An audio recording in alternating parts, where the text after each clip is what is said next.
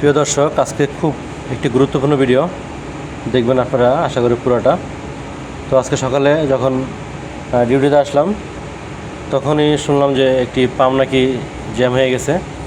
সেটি হচ্ছে Begum লোটার pump. Begum লোটার পাম্পটি jam হয়ে গেছে। তো আসার পরে দেখি আসলেই জ্যাম হয়ে গেছে।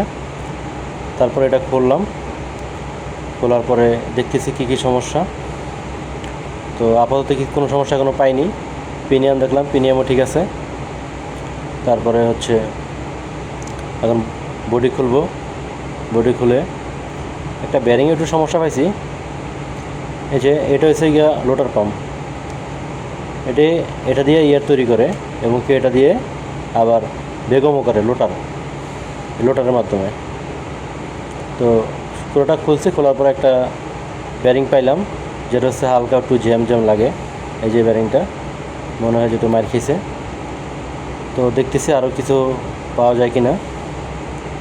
তো এখন নিয়ে আসলাম হচ্ছে পিলার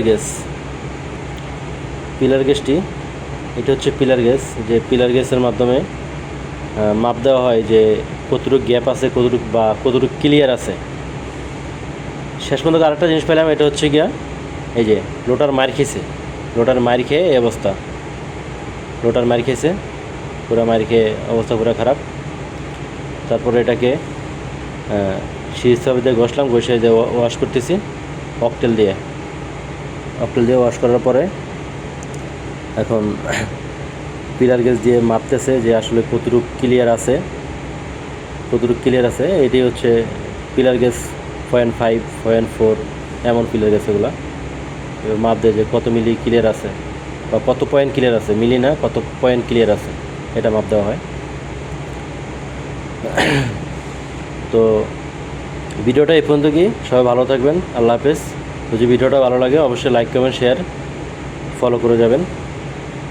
নেক্সট নতুন ভিডিও যদি পাওয়ার জন্য কমেন্ট করবেন আপনারা, কোন ধরনের ভিডিও চান আপনারা অবশ্যই কমেন্ট করবেন। আল্লাহ হাফেজ, সবাই ভালো থাকবেন, টেক কেয়ার।